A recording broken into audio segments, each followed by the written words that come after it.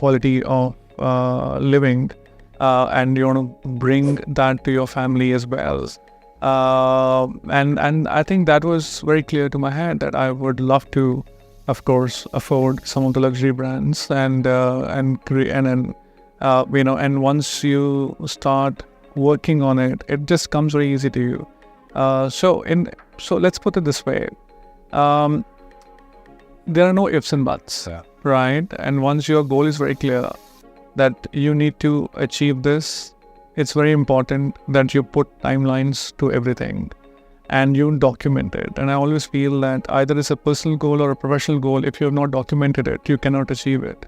So you got to break up your long goals to the short goals, and you got to make sure that you keep documenting it. That today, I'm at this position at this date. In next 18 months at this date, I have to be in this position. And I want to chalk out a plan that, to reach that position, I need to know 20 things, or that I need, I perhaps know 7 things. So another 10 things still to go. And I'm going to learn that in during this journey of 1 year.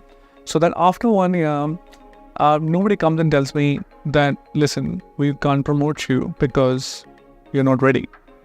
Right, and that's a complete no-no for and I always say this to everyone, that should be the way you should also look at it. That nobody has a right to come and tell you that are you good or bad, right? It's your it's your career. You are responsible for yourself. So you better do your self-appraisals rather than waiting for your annual appraisals. I think this stands so true for not only the people who are working at the job, but I am listening it and looking at that this stands true for all the business people who out there doing business as well. Absolutely. This is so true as a personality trait. Yeah. I think that's what they say, that as a GM, you don't treat it like your job, you treat it like your business, right? And you run it like your business. You're the head of the house. Yeah, and that's why, and that's how you build that passion, and that's how you really get involved in everything. So, yes, so I think that's what has worked for me, and I hope people listening might work for them as well. I surely take some points from here, right? Because I truly understand. I think one thing that has worked out for you is not more ambitious but more passion. Yeah, I think like hearing you, it sounds that you have passion for this industry, not the ambition to make sure that you reach to the top. Yeah. So, how was this entire journey in hospitality? What was the best part that you think has changed the life for you to starting working from F&B to looking at the leadership position? Is the people around you who encourage you, or that you were always aware that leadership is something that I want to go for it? Yeah, okay. So, I think in every phase there has been few turning points, right? I remember I started my career as a butler, and I was very fortunate to be trained with the British Guild of Butlers. And I remember at that time I was the butler for some of the big names and dignitaries in the market, in the country. And one of the recognitions came at a very early age in my first year of my working, right from the White House. Right, and which went to the general manager, to the corporate office, and one letter was very personalized with my name sent to me, appreciating the hard work and the commitments. And I think for me, I think that was from White House. Yeah, it was quite quite a moment, I must say. So I think that was quite a reassurance. Yeah. I think, when you're young, you're working with your full heart.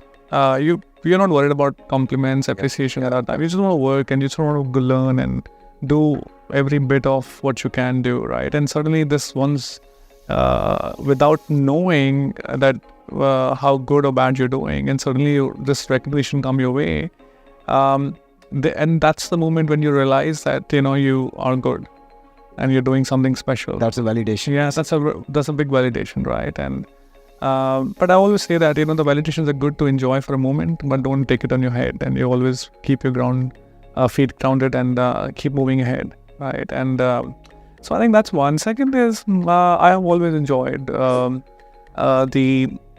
leading the team, right? And I'm very passionate about just being with the team and trying to understand them at the ground level.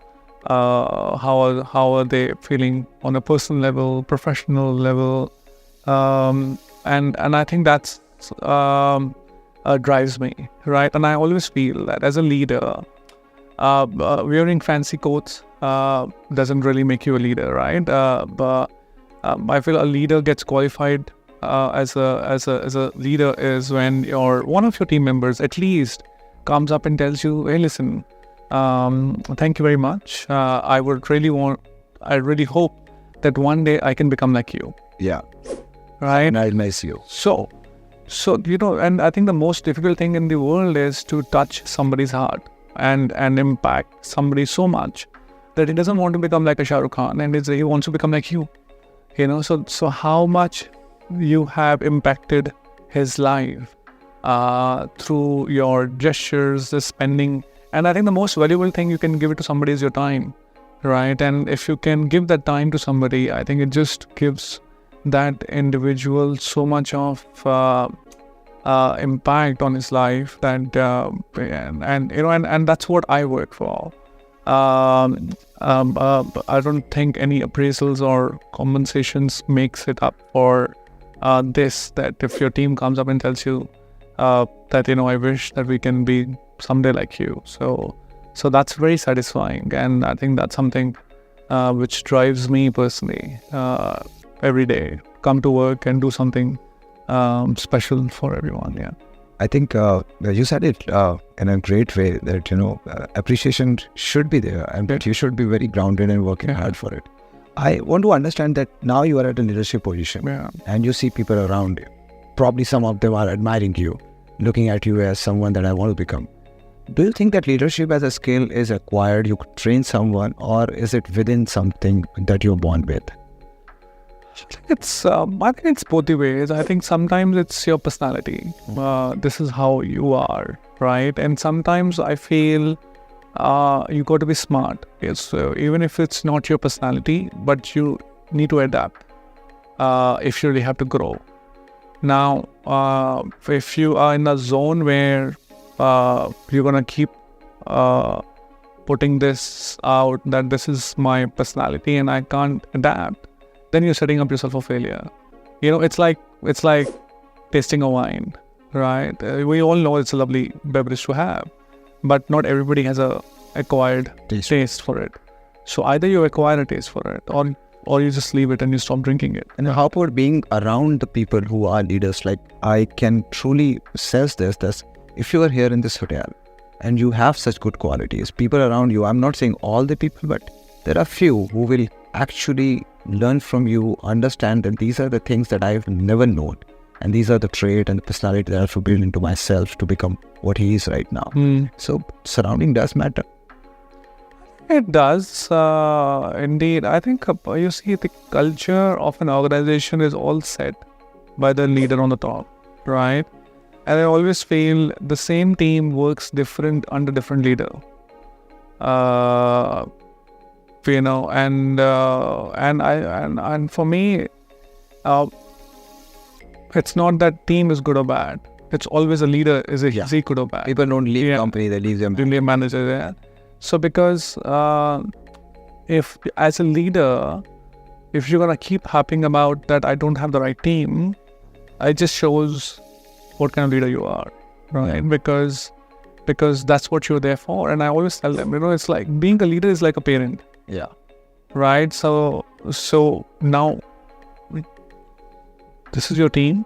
It's like the parents have their kids. Goodbye. And they don't have an option. This is what you have.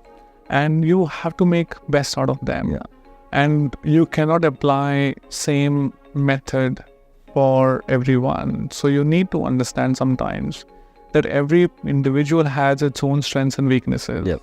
And so you play with their strengths, and somebody who's good in interacting, okay, let him at least do that part and let him interact with the guest, and don't burden him with something which he's not really good at this point of time, but make a plan to make sure that he, during the course of him doing what he does good, where he gets more confidence and he also learn, right? And I think we all have grown in that fashion, Yeah. right? That nobody was 360-degree perfect all the time. So you have all your strengths and weaknesses. So good leaders always play with your strengths, and then they put up a plan to cover up your gaps wherever there are, right? And there is all, and I always feel, I think that your team, if they will be with you, and they will not leave you just because of salary or any compensation.